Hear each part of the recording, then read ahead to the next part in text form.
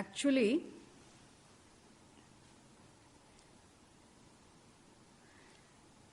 sannyasaha, the person who has gone through Shravanam and Mananam, who has understood what is there is only Paramatma, and such a person who revels in fullness, or who has yet to ascertain the vision he has already got through Shravanam and Mananam. The person who is the Nidhyasana Karta is a Jnani. Already he knows. Shravanam and Mananam has given him the knowledge. Just Nidhyasana means all the time he has to remind himself of the fact which he has clearly understood. Doesn't matter whether the person became a sannyasi or not physically. Mentally he must have been a sannyasi, gone through sannyasa. Mentally he must have been a dispassionate person. And the more he was with the Shastram, the more he understood, the clarity came. For length of time he must have done adequate Shravanam, which must have helped him resolve his ignorance. And further Mananam also must have definitely helped him resolve his doubts also. That is why we always say Shravanam is for only resolving Ajnanam. But that Ajnanam is Samshaya Purna Ajnanam. Doubtful knowledge only will be there after Shravanam also. For some people, Shravanam itself is enough if they are really prepared enough. Because the pratibandhas, the obstacles will be there. Always there will be obstacles. The obstacles are actually some sort of papa karma phalam. Previous papa karma phalam will be there in the form of obstacles. In having that clarity, isn't it? We are, however brilliant, intelligent, we are also, it will be there. That obstacle is because of that's why called pratibandha is because some papa karma phala. Even though you put in a lot of effort. So Shravanam you do. What needs to be done you are doing, isn't it? You are doing. So you have done whatever you have done, what needs to be done you have done. Still as it doesn't work means there's a pratibandha. That pratibandha, that is why prayer. Prayer is always to tackle the pratibandha. Sahana otuvai shanti mantra. Isn't it? So Shravanam you are doing. And Shravanam definitely helps to resolve your ajnanam. But still samshayas, doubts are there. And for which some more reflection is required. Maybe repeated Shravanam may work like Mananam also. And the doubts also resolve. Because there are so many people having so many views. You are exposed to a teacher and who knows Sampradaya, who knows the method of unfoldment, you are listening. It helps you really resolve your doubts. No, but when you see other people having big crowds following them, then it may shake your understanding. It may really make, oh my God, I thought I have understood correctly, but my teacher was right, my teaching is correct, isn't it? My study of Shastram is okay, but they also follow the same Veda, and they also have different views. We have people, other Vedikas, who are, they also have different views. So that because they also have their arguments, they also intelligently present arguments. And when the people who differ from your vision, I never call Advaitam a view, okay? I only say it's a vision of the fact. Because that's not a view. But even though it is not a view, it's not a contention, Advaita Darshanam is not a view, it's not a contention, even though it's a vision of the reality being non-dual, which is a fact. And then, but still, why people who also use Veda as a pramanam, we leave alone non-Vedikas. Nastikas, we are not bothered. But even Nastikas also had to be tackled because, Vaidikaha who believe in Veda, still they hold on to their own views. They have their own commentaries, their own followers, supporters. And they also follow dharma. Any Vaidika will definitely follow dharma. They're also pious people. They're not rogues. They're not dushtaha. That is the problem. If the dushtaha means you can just go ahead, isn't it? That the thing is, any Vaidika, even who is not given to the vision of the pursuit of the vision of the non-duality of the reality, non-dual reality, but still they are given to the Vaidika dharma. Therefore, they're very pious, very good people. Dharma anushtataraha. Definitely, therefore, pious, good people who also hold on to, strictly hold on to some different views. So, it will really always piety and the goodness, goodness, and will really move you. So, a lot of good things about pious people. That's why we don't see them as virodhinaha. Because good people, pious people, therefore we have to accept what they say. Don't need to, isn't it? But fact is a fact. You can't compromise with an acceptance of what the fact is. So, which means where they stand, what they are holding on to. What is the reason for them to hold on to the view they have? What is their standpoint? So, if I go to their standpoint, I can see, but have they come to this standpoint to see this is? Isn't it?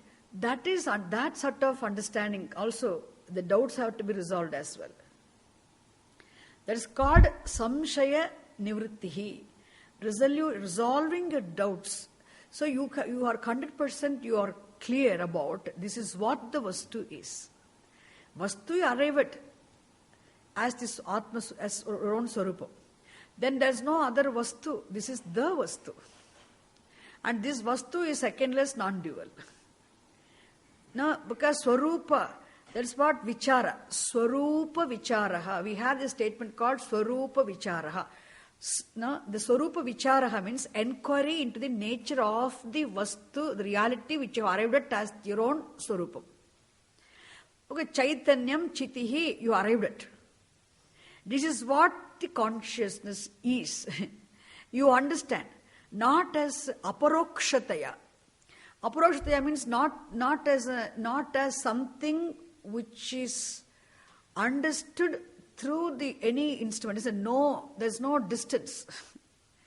You understand as the very innermost essence, really through the unfoldment. Then once you arrive at that, then you analyze the nature of the reality and see how the nature of the reality means. The Shastra's words are used, isn't it? Shastra has so many terms, each word implying the reality, nature of the reality, which helps you to negate what the reality is not. This is what the reality, this nature. When you say nityaha, suppose example is tell you, nityaha, atma nityaha, atma sarvagataha, atma ekaha. Like that we have all these terms. And then suppose nityaha means, what is it in this world which can be, this word negates all the objects. Then that meaning implied by the term nityaha is applicable only for this. They understand, yes, isn't it? So that's called vichara, inquiry into the nature of the reality. So arrive at this self, first inquiry begins from outside. You negate everything as non-self, you arrive at this self. Then again the swarupa vichara. What is the swarupam of that vastu, the atma, which is the content of I? Then you understand. Then this is the vastu. There's no other vastu, isn't it? You understand the oneness of it, secondlessness of it, everything understand.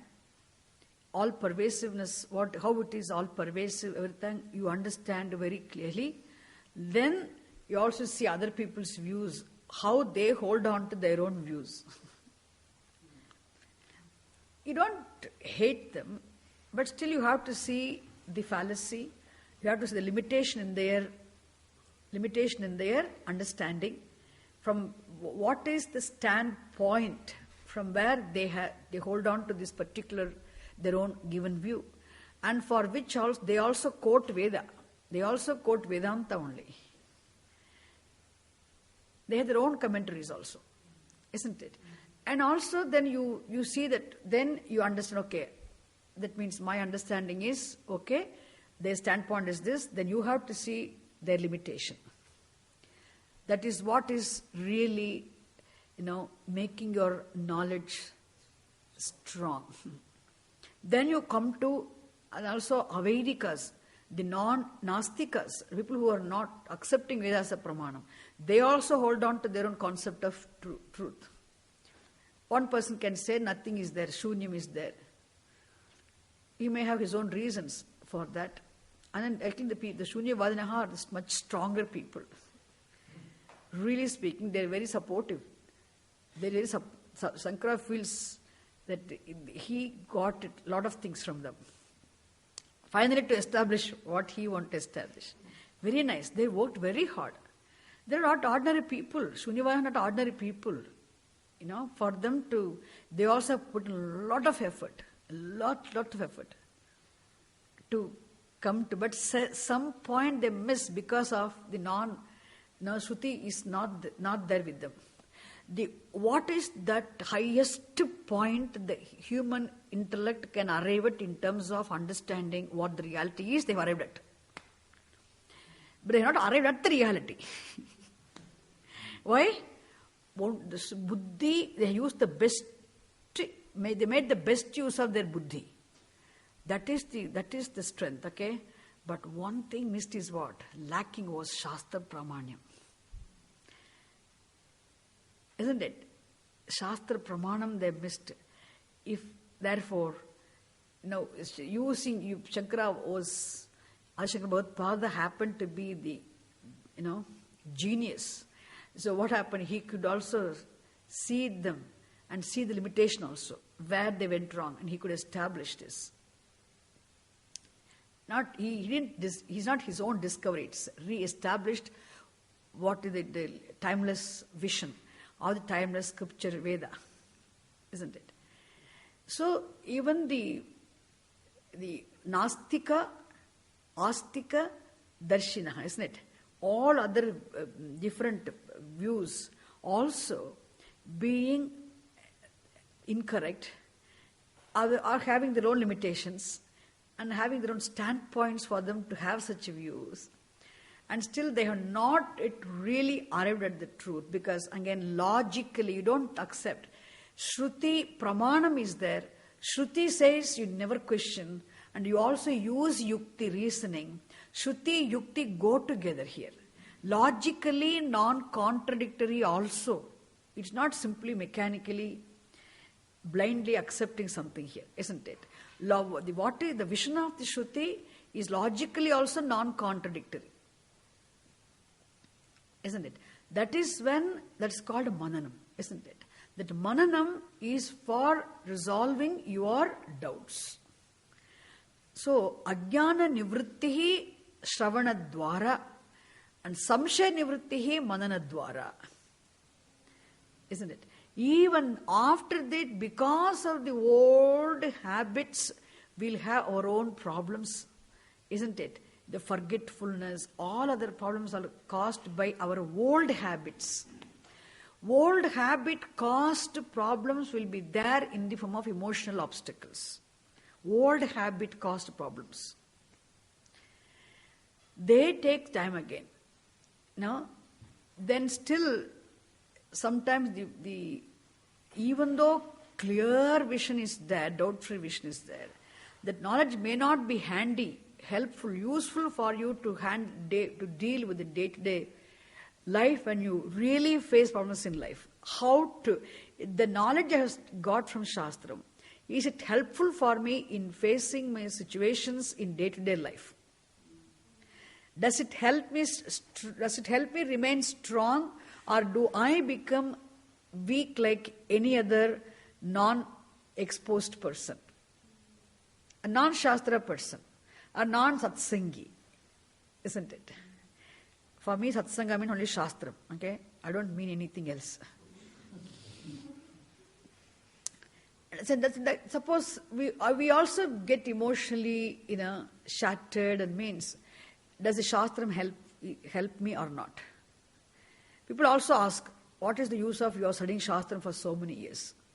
I tell you, if you have not been studying Shastram for so many years, some people criticize this, okay? See, I don't attend any classes. I don't believe in all these things. I'm okay. And this person has been listening to Shastram for so many years, has been attending these Gita classes and all those things. But still that person's behavior is like anybody else's behavior. So what is the use of studying Shastram? Therefore, conclusion is what? There's no use of studying Shastram. And Swamiji always says, for them, Shastram has not yet become handy. But the time and effort they have put in Shastram is not wasted. Okay? Because that will definitely help them. That's what. And always Swamiji, he tells one more thing. If the person has not put in this much effort, imagine it would have been worse than what he is at present also.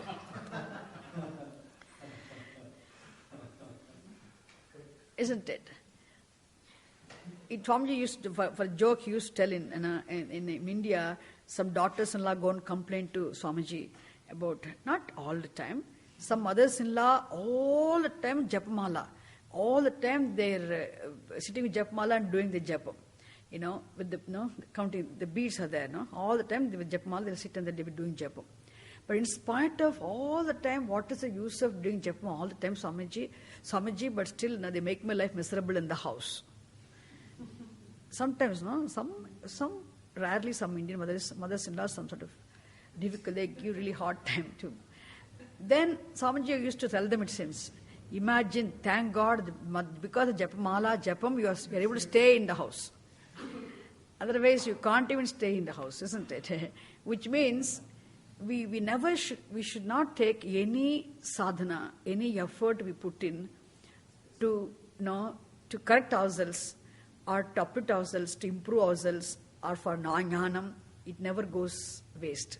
Only thing is, it takes time to become fruitful. It's not a waste. Somewhere you have to begin, isn't it?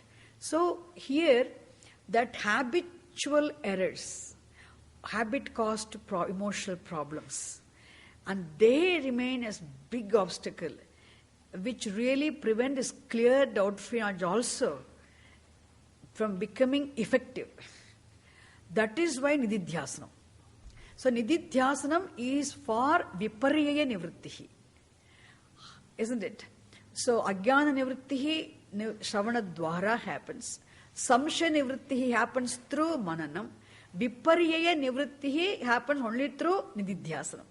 The removal of, a resolution of emotional obstacles is through Nididhyasanam. Resolution of doubts through Mananam. Resolution of ignorance through Shravanam. That's why 3 steps. Why do we have 3 steps otherwise? Shravanam itself is enough, you could have told. Why Shravanam? Why Mananam? Why Nididhyasanam? Because each step takes care of one thing. Because Shravanam helps resolve the ignorance. You are not ignorant anymore after Shravanam. But that doesn't mean you are very clear. Doubtful knowledge is as good as ignorance. Doesn't serve the purpose. Therefore, Mananam is for Samshaya Nivritti, resolving your doubts.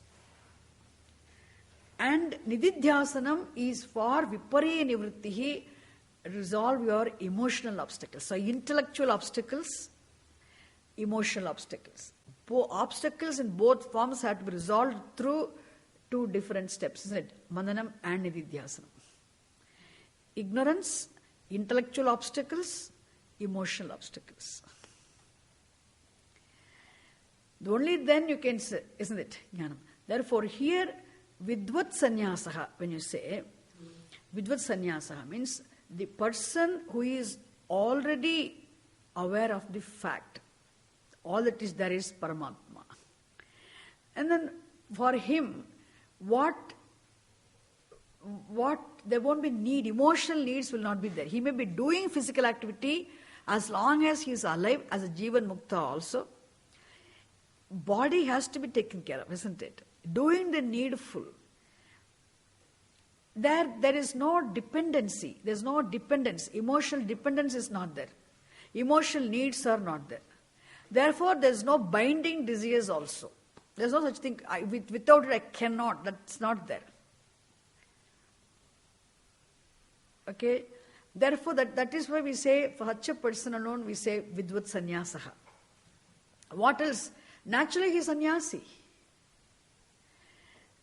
Because there's no pressure, no? Therefore, the ends we saw in the last class. What are the ends which can accomplish? Maximum what you can accomplish as a result of any karma, whether mental or physical. By doing both also. What is the highest end you can accomplish? This person is not interested in that. That's also time bound. For the one who has accomplished the timeless everlasting end, one who has accomplished knows what it is, what it means by saying, accomplishing the everlasting one, isn't it? Such a person definitely, for the one who is reveling in fullness, inadequacy cannot be there. If inadequacy is not there, there won't be any interest. Isn't it? It's like how we all feel towards balloons. How dispassionate we are towards balloons and toys. Radha may be interested. He is still. We have, no, not that it is, for a wise person, everything in the world is like as good as the balloon only. That's, isn't it? That is why pakvata, paripurnata, isn't it? Then vidvat sannyasaha. Then all the time the jnana nishtha. Jnana nishtha means, that's why nididhyasana dwara, jnana nishtha, for which, he's committed, he's for that ascertained, ever remembered, doubt-free vision. He can just be with that nididhyasana, which means, sanya means all that he can't be without shastra. He's only with the shastra all the time, with the vision, with the shastra. That's why putreshana, vitteshana, lokeshana, no. He is not interested in anything, loka. He's not interested in higher worlds. He is not interested in local, this all-day available world also. Not interested in Aikya, not interested in higher worlds, not interested in Aikya is upalakshanam for any supermarket, okay? The whole Jagat. World malls. World of malls. He is not interested. Shopping complexes. No, he is not a shopper. He can't afford to be a shopper anymore. Isn't it? Which means that because he knows all the ends, limited ends, he doesn't require. Ends with limitations. Then vidvat sannyasaha. There is no yeshana. There is no desire. There is no passion for children, for progeny, I'm not saying people who have passion for progeny are useless, okay? Please don't mistake. I'm only talking about a jnani. No passion for, we should not, we have to understand, that's why only in the light of Shastram, you can accommodate everything. You can understand the person with the desire for children, the person without desire for children also. Therefore, you are safe. There's neither hatred towards anybody nor, anything. You are okay, it's natural for one to be like this. It's natural for one to be like this also. Isn't it? We don't judge. We remain, keep quiet. That's why the more bigger your vision, wider your vision, more non-judgmental you become, more you accommodate, more non-judgmental you become, and more free also you are. More pressure, you are free from pressure also. The pressure itself is what? Isn't it? Non-accommodation is also one of the reasons for pressure. So here, the clarity comes means, then you are free. You are free means you let everybody be with whatever they want to do also. So this Eshanatraya, what I'm saying, this person can't afford to have desire for children, desire for even higher worlds, desire for even, any ends for that matter. That is why that is Vidvat Sannyasa is also said here in the very first verse. And what about Vividisha Sannyasa?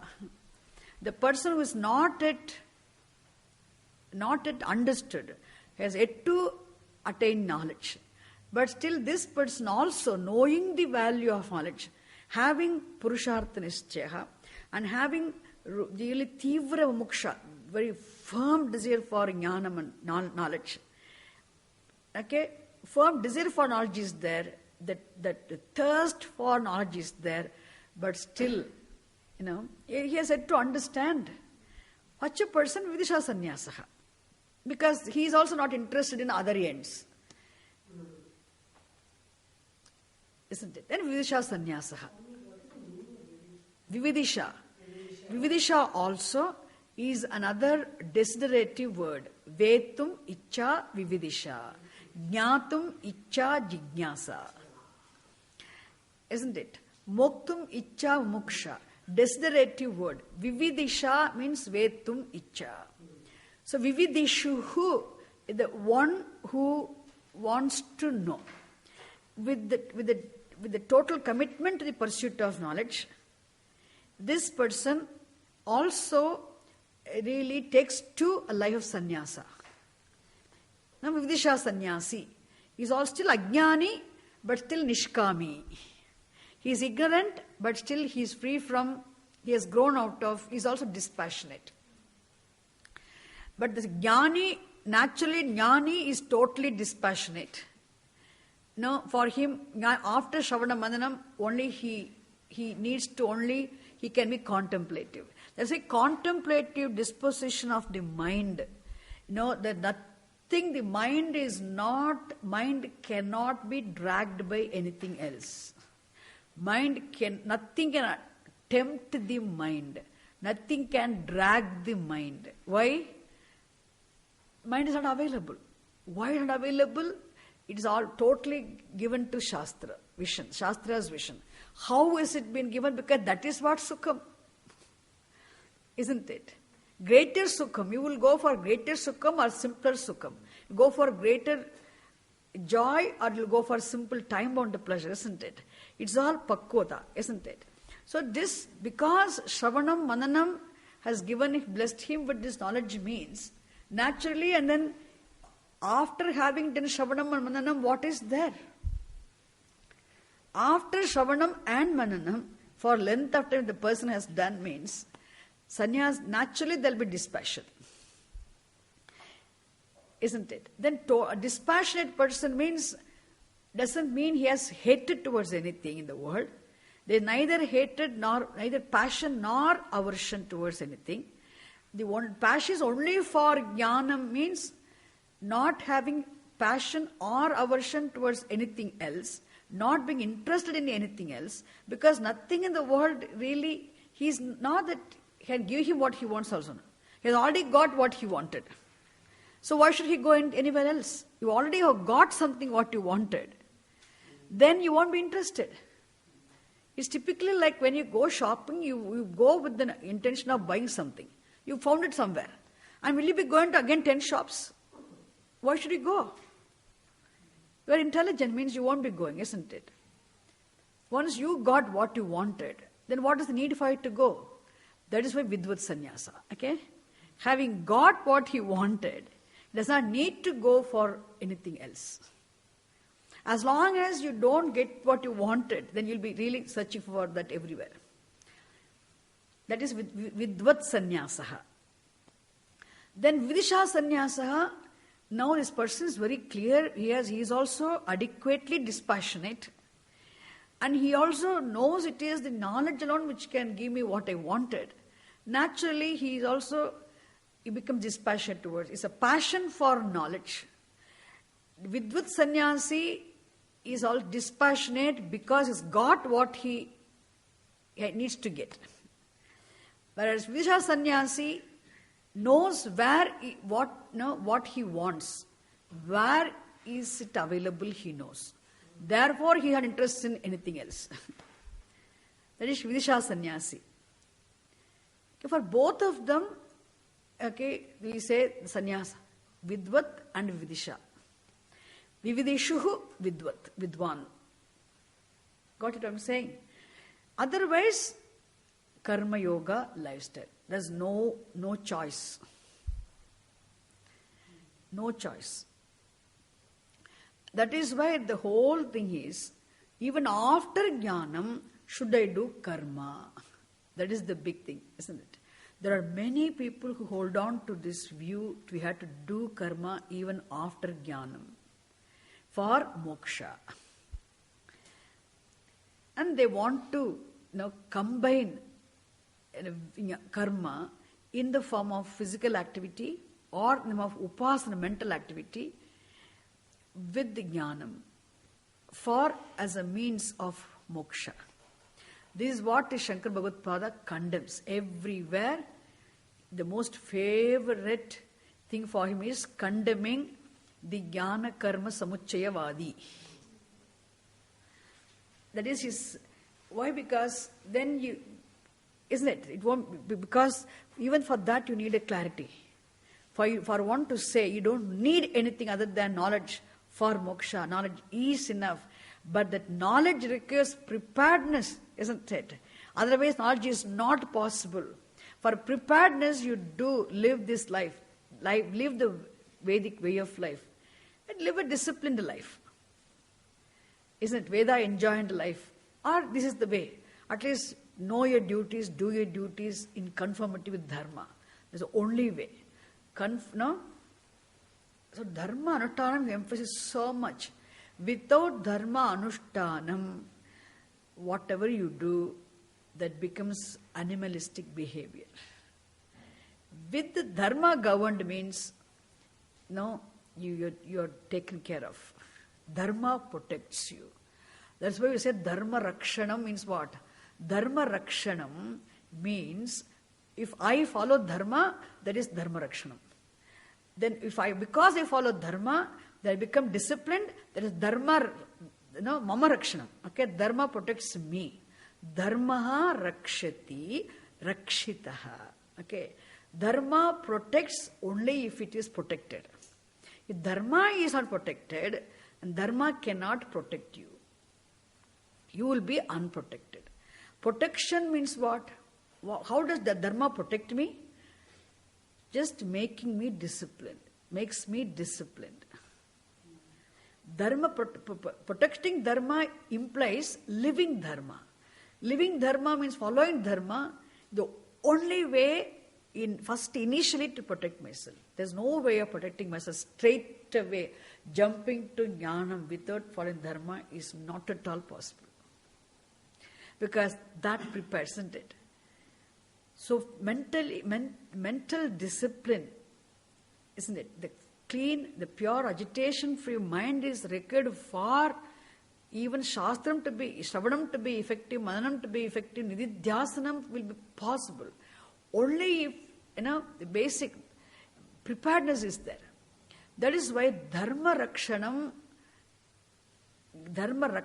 dwara, through the protection of dharma, only what now? You protect yourself relatively, thereby you attain jnanam, jnana prapti dwara, through attainment of knowledge, you protect yourself absolutely.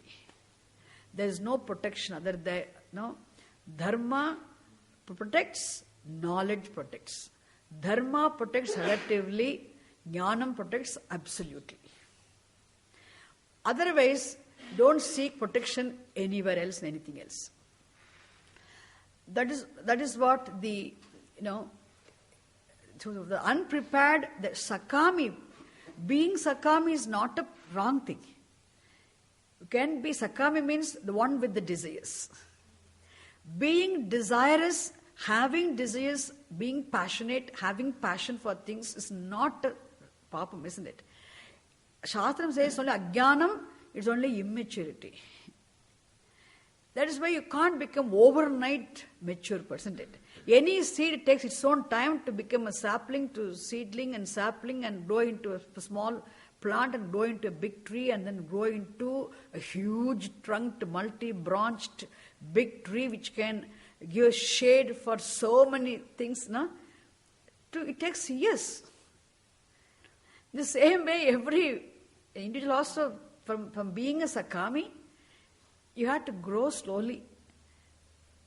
Isn't it? That's why discovering dispassion itself is the first step in maturity. You become relatively mature. You're relatively mature means you discover dispassion. So when you have desires, natural desires, fulfill the desires in conformity with Dharma, so that in the long run you learn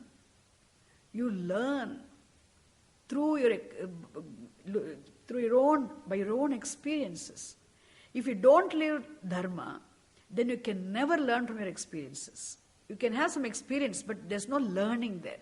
You can have experiences, but you can never learn from your experiences. See, being able to learn from one's own life's experiences, one must be intelligent, sharp. And that sharpness required for learning from one's life experiences, isn't it? One must live a life of Dharma. Dharma Anushtanam is for you to become intellectually sharp, emotionally alert, okay? Really strong. That way it helps. Dharma Anushtanam is for two things: for becoming emotionally strong and for intellectually sharp. Only then you learn. You learn from experiences. That learning from life's experiences helps you discover dispassion. Then that is relative maturity.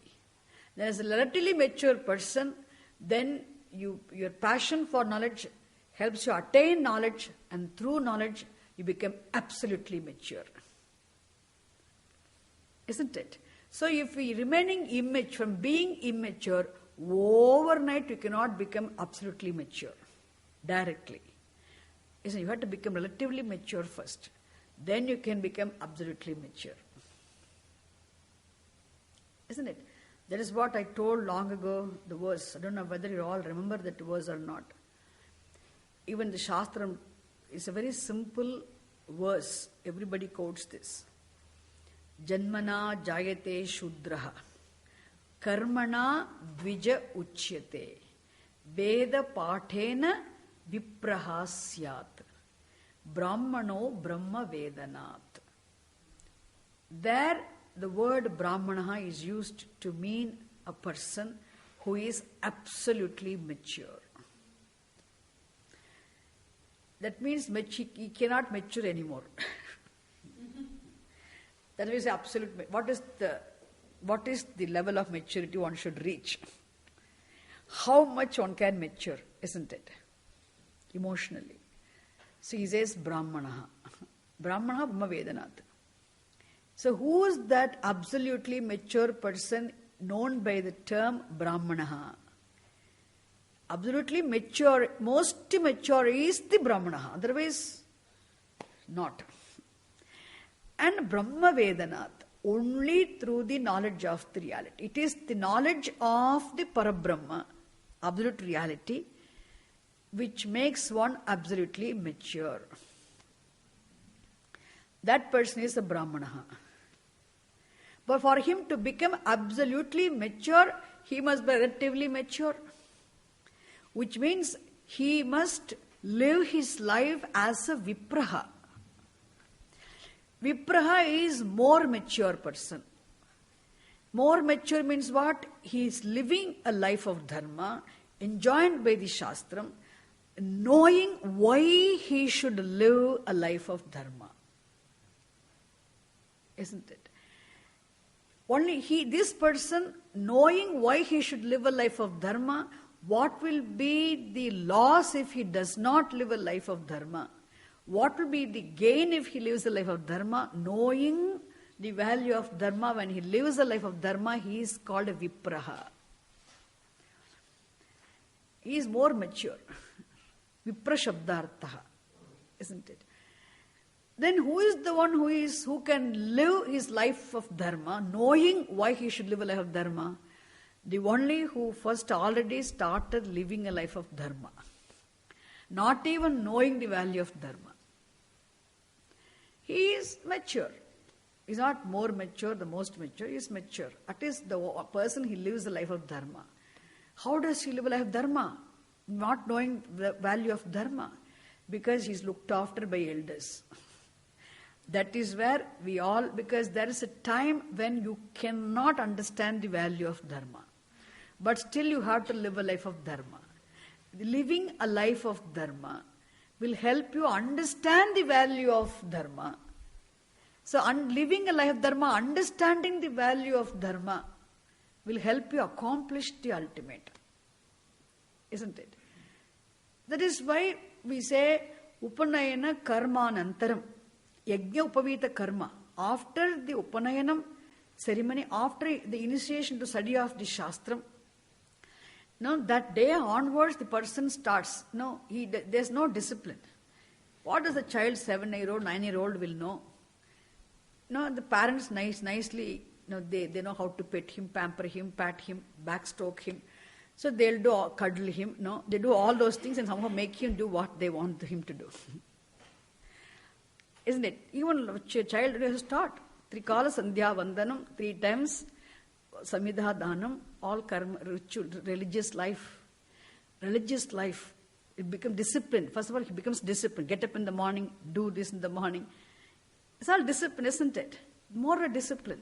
There's no meaning, nothing. He doesn't understand Gayatri meaning or anything. He's too young to understand. But still he has to do Gayatri Mantra Japa. You can't understand the meaning, but still as a child he has to start doing. Okay, what about the people who are not given to this? At least doing a duties in keeping with dharma, isn't it? Being as a human being, you see how others live, isn't it? That helps. Then we call a person mature person. The one who does not live a life of dharma, but still eats, drinks and does everything. Whatever he wants, he does. Whatever he doesn't want, he does not do. So one who lives by his own instincts, by his own ways of the thinking, and that he is a Shudra. So every child is allowed to be sanctioned to be a Shudra. He is the immature. Veda allows a child to be a Shudra. Janmana Shudra. Isn't it? But karma means here you mean then by start doing things. Now you come to dharma, then you become mature. Then you know the value of dharma, live a life of dharma, then you are more mature. Then you become the most mature in jnanam. So there's no how to become more and more mature. It's not overnight you can't become mature. Unless there's some very rare cases who would have worked hard in the previous lives and they're born jnanis. They're born just to attain jnanam. Okay, very rare. But generally, for entire society, humanity, Veda prescribes this lifestyle. We are talking about it's for the general, isn't it? Majority. So we say that's why karma comes into the picture. So here we were seeing, and also last class, the whole class is spent, the last Thursday class was spent only for showing how Shankara Bhagavad-pada in his introductory commentary, he established very clearly that jnanam cannot be combined, need not be combined, should not be combined with karma or upasana. Karma, the physical oral activities, and upasana, mental activity, isn't it? No karma is, especially meditation is something very attractive, the whole world.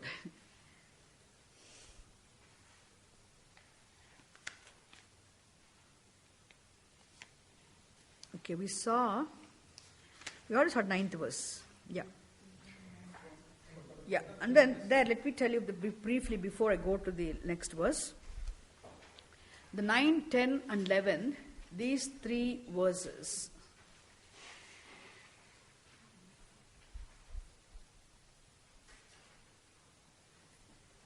discuss the samuchchayaha, combination of karma and upasanam. Karma and upasanam means a physically performed action or a meditation, mental activity can be combined. So this combination synthesis is called samuchchayaha, which I already told. Which means, doesn't matter whether you combine one meditation with another meditation, two mental activities you combine, or you combine one ritual with a meditation. You can combine them.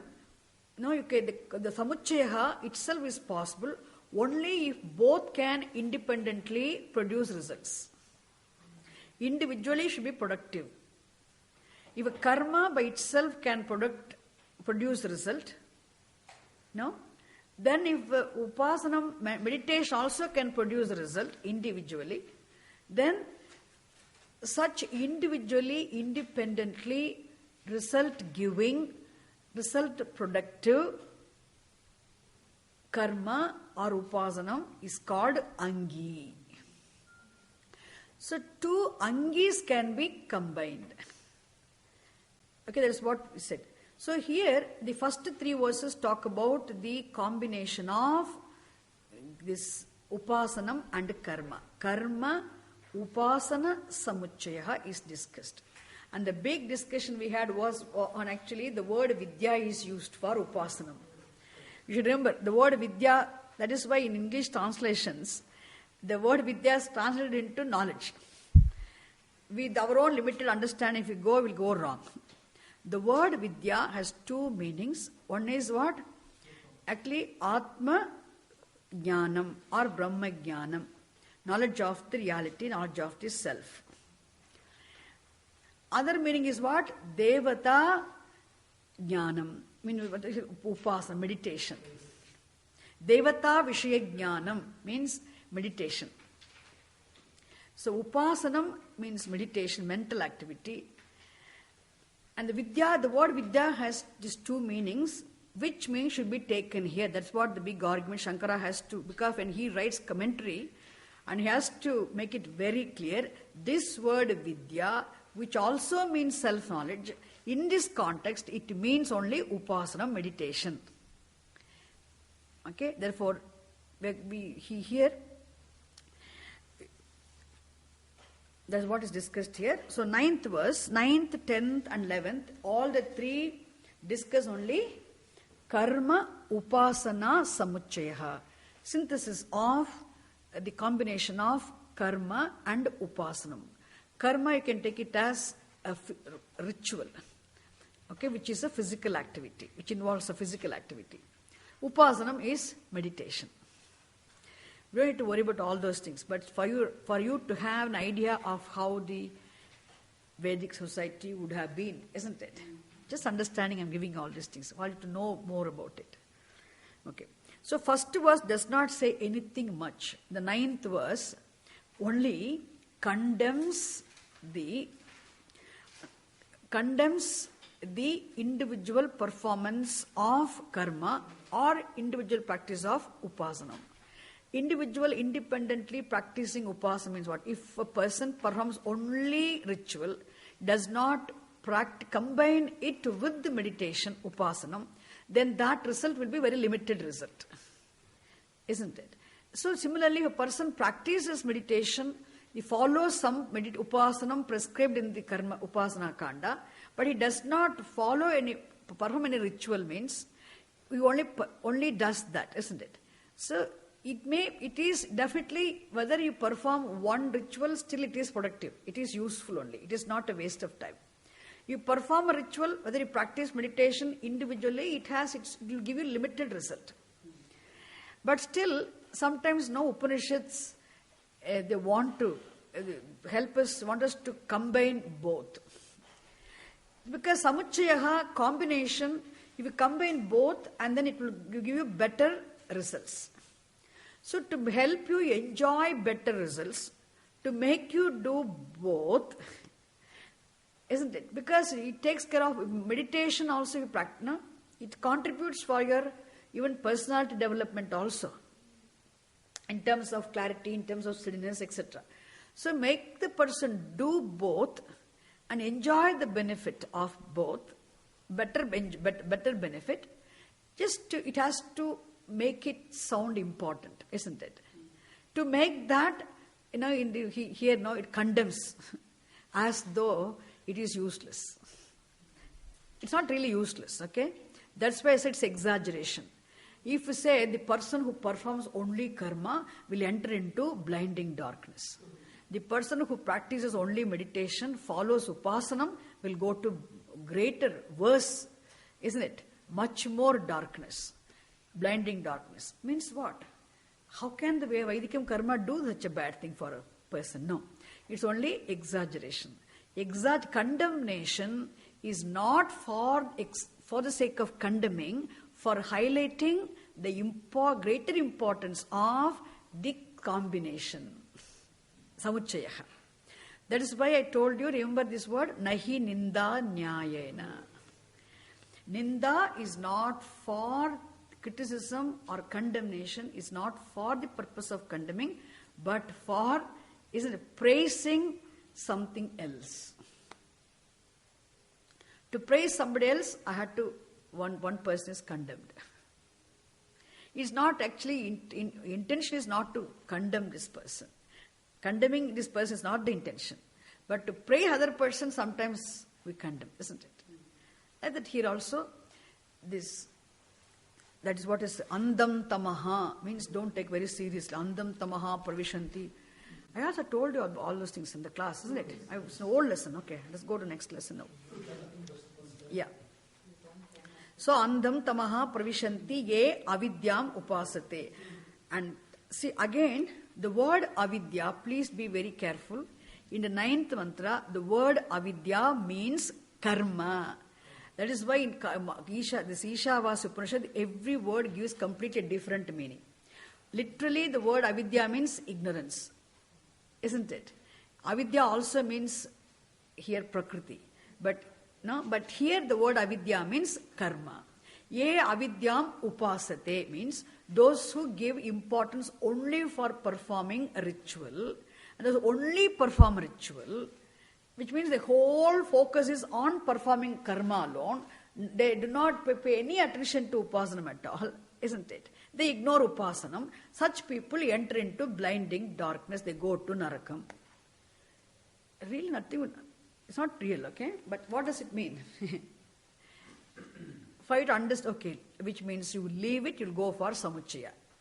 Isn't it? Just to make people do the combined things. Similarly, ye vidyagum rataha, ya u vidyayagum rataha, tataha bhuyaha iva. See, andam tamaha pravishanti. Now they enter into blinding darkness. Who ke te andam tamaha pravishanti ye avidyam upasate. Those who are given to only to the performance of rituals. Upasate should be understood as paying attention, giving more attention. That's what. Ye avidyam upasate. Those people who perform, they're given to totally only to the performance of rituals or performance of karma. Such people enter into blinding darkness. Means go to narakam. Next sentence. Tataha bhuyaha iva te tamaha. Means tataha bhuyaha tamaha means what now? Those people, ya means ye, u vidyayagum rataha. Those who are completely immersed only in meditation, ignoring the karma totally, isn't it? Such people also enter into much, isn't it? More blinding darkness, much utter, isn't it? More darkness, which means they also go to hell. That's why don't give serious things here. You have to remember, if one karma is performed, if that karma is not productive, And if it is combined with another karma, which is productive, then you should not call that samuchayaha. You should not call it combination. The whole thing should be taken as only one karma. So combining the non-productive karma with a productive karma or upasanam should be taken as one karma, which is called what? Anga Angi Bhava Sambandha. It is not Samuchayaha. So difference between Samuchayaha and Anga Angi Bhava Sambandha. These are all not at all important for you. Okay? Your lesson is over with the 8th mantra. But still I am teaching. Is it clear? Just for, because to complete, you know what it is, isn't it? What is Samuchayavadaha and all that. It's a 10th mantra. If our 10th mantra has to say that how karma, the possibility of Samuchayaha combination is established in the 10th mantra. What is said in the 10th mantra? Look at this. Anyadeva ahuhu vidyaya. Anyadeva ahuhu means vidyaya. Anyad ahuhu avidyaya. The word vidya in the first line means meditation. The word avidya in the first line means karma. Okay? Physical, kayikam, physical activity. Ritual, isn't it? Kayikam karma. So, word avidya means karma. The word vidya means upasanam. Karma, upasanam. So, karma, upasana. Therefore, what he says, anyad means the phalam. The karma produces different phalam by itself. Individually, independently, it is capable of producing a result. And then upasanam also individually is capable of producing result. Therefore, because they are individually, independently productive, they are eligible to be combined. Samuchayaha is possible. There is no anga angi bhava sambandha. They are not one karma, two different karmas, one manasam, one kayikam. The two different actions, but independently productive, useful. Therefore, combination is possible. Samuchayaha is possible. Is it clear? So again, word avidya and vidya. Avidya is equal to upasanam, mental activity, meditation. Vidya means karma. And they produce phalam. What is the phalam? This we don't see in the verse, does not say. But karmana pitrulokaha. If you perform mere karma, one can go to what now? Pitrulokaha. If you perform upasanam, you can go to devalokaha. Isn't it? So, upasanena devalokaha, karmana pitrulokaha. They are two different lokas, two higher worlds. What is the karma is independently capable of producing the fruit of attaining, going to pitruloka, world of mains, they say. Don't ask whether I have gone there, okay? What Shastram says, I am telling you. And also, upasanaya, I can say both, okay? By practice of meditation, certain upasanas prescribed in the Shastram, one can go to devalokaha. Two different lokas. You can attain as results. Therefore, they both are what now? Angis. Angi means what? Any karma, any ritual, any meditation which is independently capable of producing a result is called Angi. Angi, okay? So anything you do as part of that is called Anga. Two Angis you combine. Therefore, what it's the first line states, they both are Angis. Therefore, combination of both is possible. That is what is established in the samuchayatvam, possibility of samuchayaha is established in the 10th mantra, nothing much. Nothing more than that. All simple things only. Iti sushruma dhiranam ye nastad vichachakshire. So this we understand. So this performance of ritual will help one go to pitrulokaha. Our performance of ritual produces attainment of pitrulokaha as a result, isn't it? The practice of meditation, upasanam, will bless one with attainment of devalokaha. They produce result. They are effective. independently, they're productive. Means this, who tells this? People who have studied Shastram, who have performed it, practiced it, who know the value of it, who are very clear, no? The well-informed people who had taught us before, we heard them saying this. Upanishad says that, which means this particular expression, the second line is mainly to tell you that nothing we say from as we think we understand. What has been being said in the tradition, which has been coming down, that is what is said here. Okay? Again, the word vichachakshire is a lit, past perfect tense verb. Usually it would have been vyachachakshire. That A is dropped. That's Chandasa Prayogaha. Just take it easy. It's not, we don't give much time there. Okay. So we'd go to the next one now. The next one only presents first establishes the possibility of synthesis. Now he's going to what? Samuchaya is actually discussed here. Is it okay? Vidyancha vidyancha yastadvedo bhayagam saha avidyaya mrityum tirtva vidyaya mritamashnute. So if you combine, what will you get? Independently karma is performed, it will help you go to Pitralokaha. Which karma, don't ask me. As the karma, there's a specific karma prescribed in the Veda, okay, Karma Kanda. Specific upasanam prescribed in the Upasana Kanda.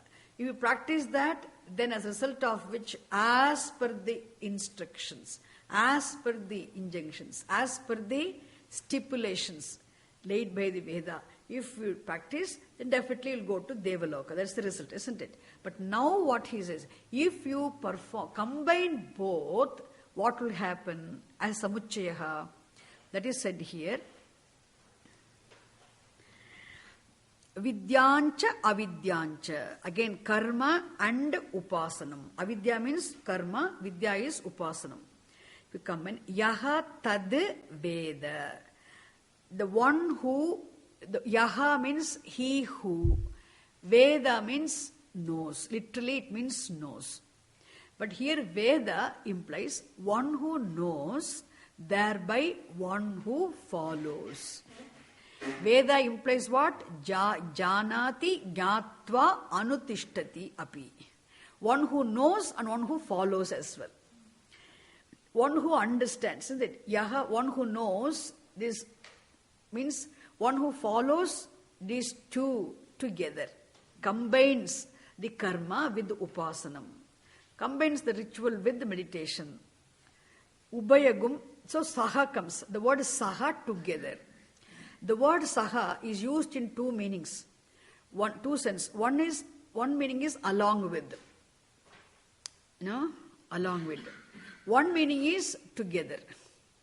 Only when you use this saha is an indeclinable expression, which means along with.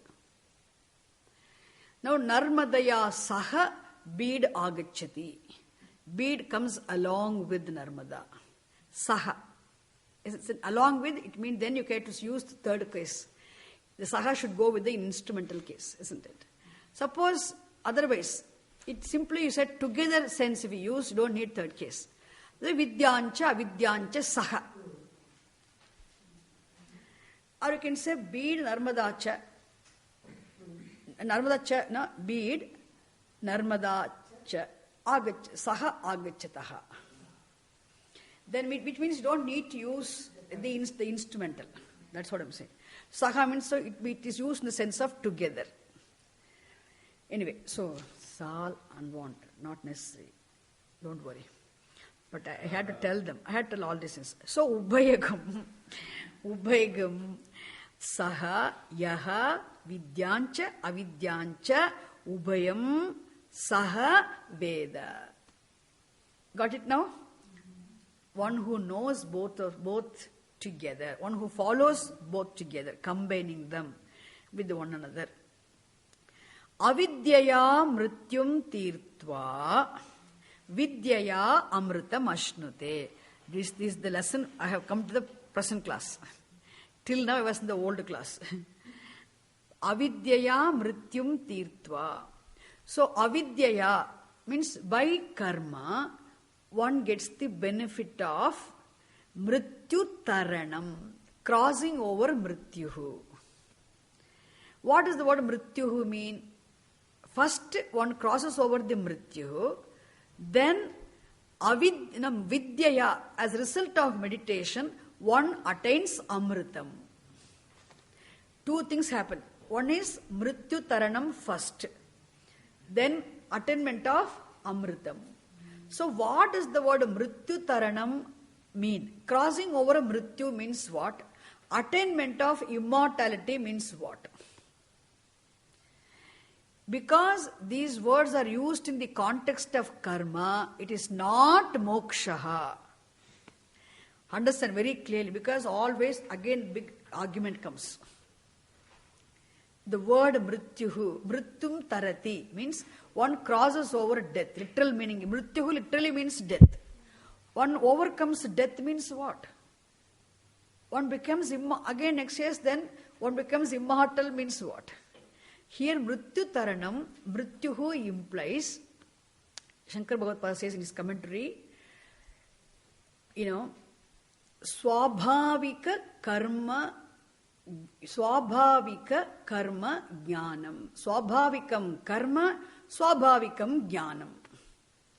Mrityuhu is equal to, you can write down in Sanskritam also. Mrityuhu is equal to swabhavikam karma, swabhavikam jnanam. Now next question comes. What does the word swabhavikam karma means? Isn't it? Suppose your person, physical activities, whatever actions you do, all your activities, external behavior, is completely governed by your own instincts. Naturally, whatever you want to do. Now, the actions are governed by your own likes and dislikes, your own whims and fancies, your own instincts. Completely no discipline at all. Means such actions called natural ways of functioning, isn't it? Natural way of functioning. Ways of functioning is called, we say, swabhavikam karma. Okay? Which means all the indisciplines go, one becomes disciplined.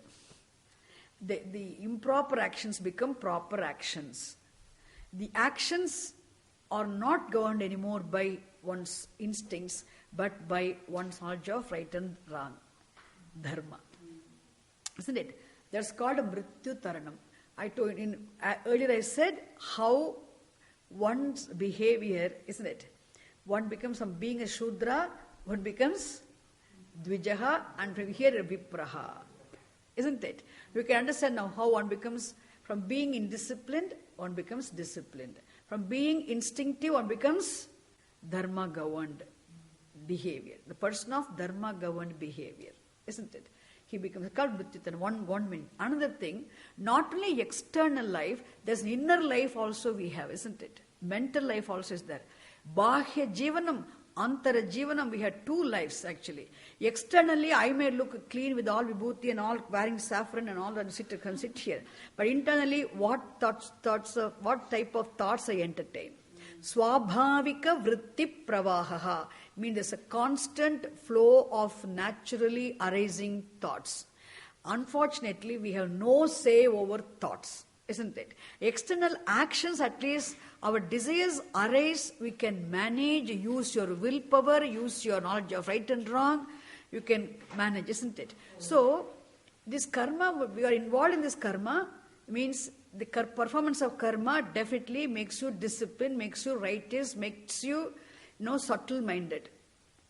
This vritti is also natural flow of thoughts, means the thought, sometimes you don't like your own thoughts. My God, I hate my thoughts. Why these thoughts come? You don't want the thoughts to come, but still thoughts come.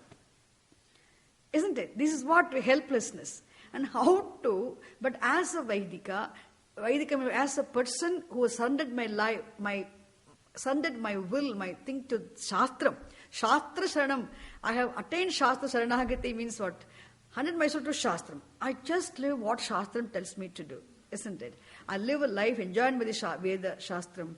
Means then Veda Shastram really doesn't want me to entertain those thoughts. Bar such thoughts. But how to bar such thoughts over which I have no say? How to stop such thoughts? I can't stop them, isn't it?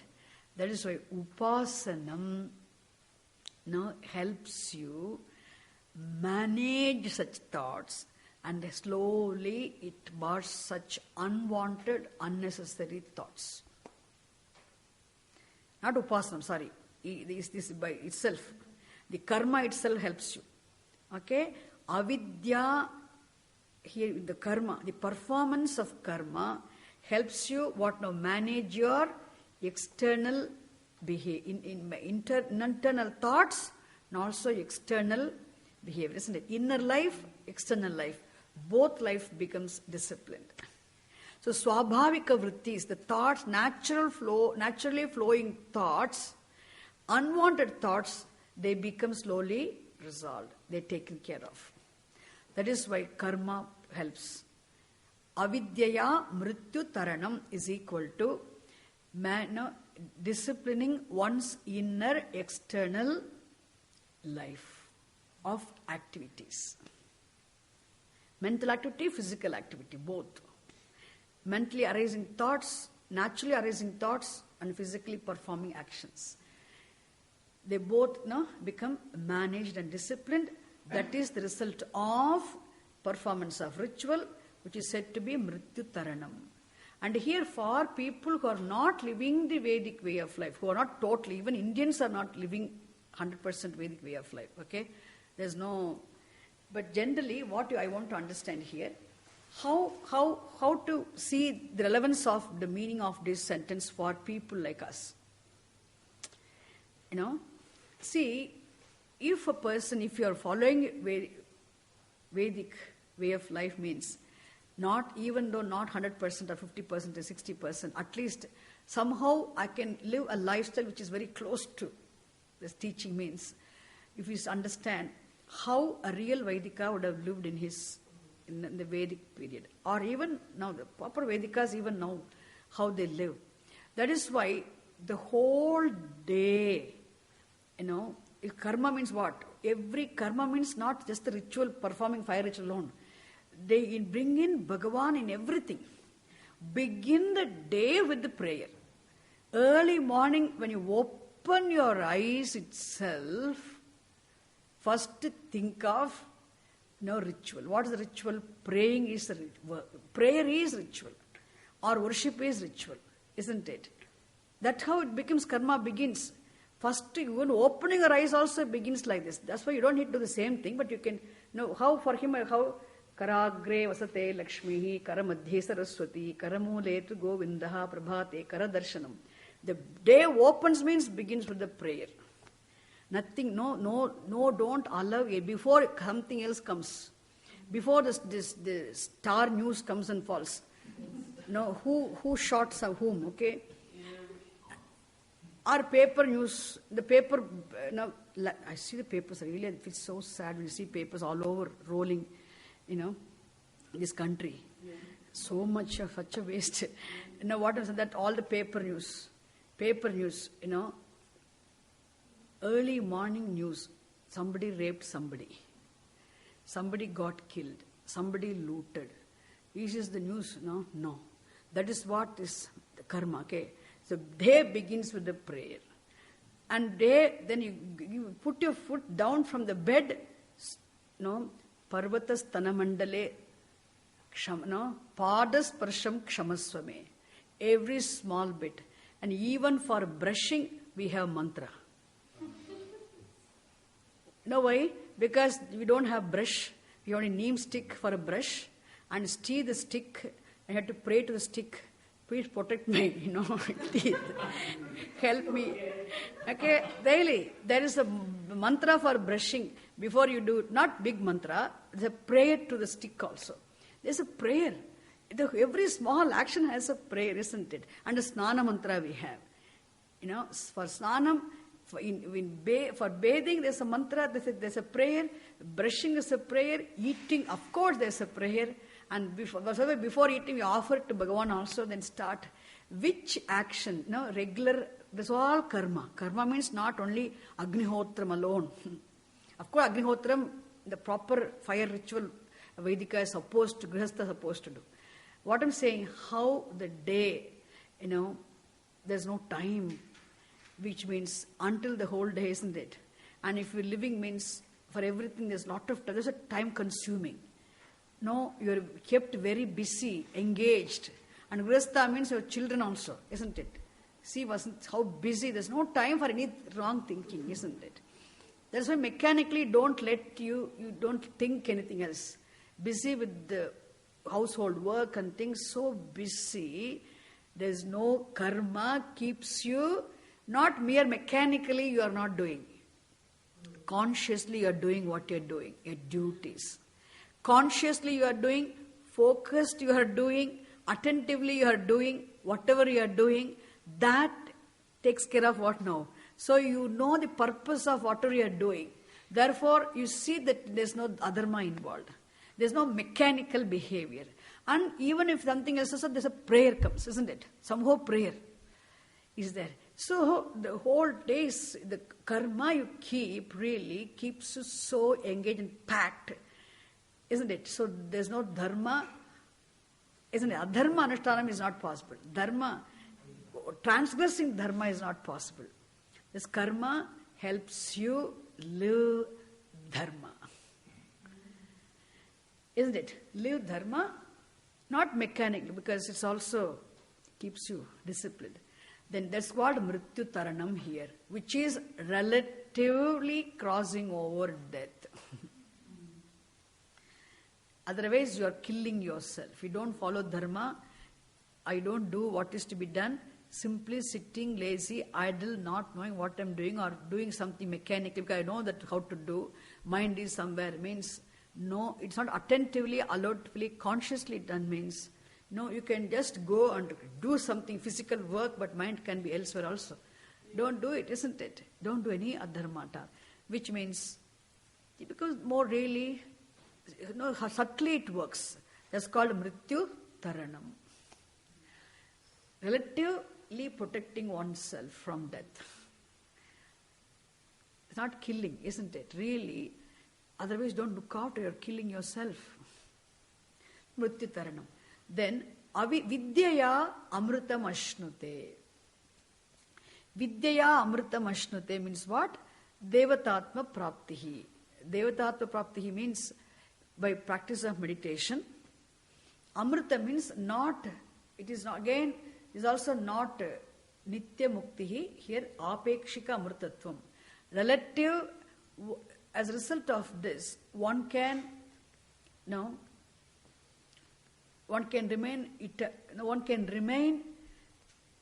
in one can attain, go to different lokas, one can remain for long time, you can avoid coming back soon. It's called relative freedom, not absolute freedom. Because you have to remember, knowledge alone will free you, bless you with absolute freedom. So, vidyaya amritam ashrute means one attains relative immortality, which means one can avoid being born soon. That is what is said here. Is it clear? Okay. And who are we going to be going to see next also? This Vidya is meditation. Yeah. Vidyaya meditation. Avidya by karma. By karma, one can mrityu taranam, which implies both, isn't it? It's both, I said, no? No, swabhavika karma, swabhavikam jnanam, isn't it? Which means the natural ways of functioning and natural ways of thinking that gets corrected. Yeah. So Vidyaya Amrutam Ashnute. That's what I said. When meditation one attains relative moksha. Relative, apekshika moksha, not nitya moksha. Relative immortality, which means going to some higher lokas, depend upon which upasana you do, isn't it? Going to higher loka and remaining there for some time means you enjoy some pleasures without the pain. Because sometimes you need, the purity is required for enjoying better pleasures. And for purity, impurities have to go also, isn't it? So impurities are removed by karma, and it helps you have the purity upasana so that you can enjoy better things. Which means dukkha, without there's no pain for you. So pain-free pleasure you can enjoy, but which is time-bound. Pleasure means time-bound, you should remember. It is not moksha sukham. It is not eternal, isn't it? Painful pleasure alone you can enjoy in this world as a human being. Pain-free pleasure you can enjoy in higher lokas. Painful, pain-free. Painless pleasure. But painless pleasure, nice, we can stay there forever, that is not possible. Only for number of years visa is given. Isn't it? Painless pleasure means we all want. We don't even know, we have not even tried that. So even if we work very hard by doing karma, combining it with upasanam and then somehow getting punyam and you going there, enjoy painless pleasure also. And the punyam gets exhausted and you will be sent back, means it become most painful. Or whenever you miss, you lose painless pleasure, and it's the most painful thing, isn't it?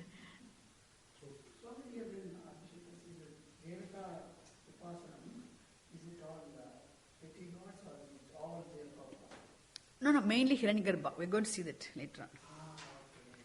Yeah. Okay, here upasana, we're going to see that now. Okay, just this much talks about this karma. Okay, so karma upasana samachaya topic is over. This one. We went into the next one. Where is the samuchaya is spoken here? It's not spoken. It's spoken of the individual benefits only, but not the samuchaya benefits. That is what the teaching. You can't expect that from the mantra. See, the thing, that is what is teaching, isn't it? You can't see, that is why Upanishads, all the words are not here. So that is why I said, when I taught itself, I said, what do the three verses, is also good for even people who are not interested also. Not interested, but at least to know how the teaching is, isn't it? Why do we need teaching? Because you cannot understand anything. It only says, but it doesn't even talk about the end. That is why commentator. What the mantra does not convey, and what is implied, intended by the mantra, has been expressed, brought to light by the commentator. That is why Shankara Bhagavad Padasparsham. Okay? Why? Because how we can't understand anything otherwise. How do you understand what is samuchayaha? And upasana samuchayaha is highlighted. Importance of samuchayaha is, explained, presented here. And for samuchaya means what? Samuchaya between two. Which two should be combined? So which are two combination of the two, which cannot be taken as combination. Why? Because then only you can take it as anga angi bhava sambandha. That is not is meant here. All these are all we had understood only from the commentators. Again, which palam you get, how it produces which palam, isn't it? Karmana devalokaha. Again, it's from Brihadaranyaka Upanishad, the mantra is there. Putrena manushalokaha, karmana pitralokaha, vidyaya upasanena devalokaha. All these come from some other Upanishads also. So that meaning Bhagavad Pada brings in his, which means almost a thorough knowledge of everything, to comment upon this correctly. Isn't it? Is samuchaya also dealt with in Brihadaranyaka Upanishad? You were attending the classes or not? Yes. Yeah. So I told you, whatever is discussed in this Ishavasya Upanishad briefly is much more elaborately discussed in Brihadaranyakam, because Brihadaranyakam is the Brahmana Upanishad commentary on Mantropanishad. Ishavasya is a Mantropanishad. Brihadaranyakam is a Brahmana Upanishad. It is the elaboration of this there. Okay? Yeah, we'll stop here and we can talk to you, okay? Because it's time for lunch. Oh my God. Oh. Yeah, let me stop it here so that I can answer. Om Purnamadav Purnamidam Purnat Purnamudachyate Purnasya Purnamadaya Purnamevavasishyate. Om Shanti Shanti Shanti. Hari Om Tat Sat. Shri Gurubhyo Namaha. Hari Om.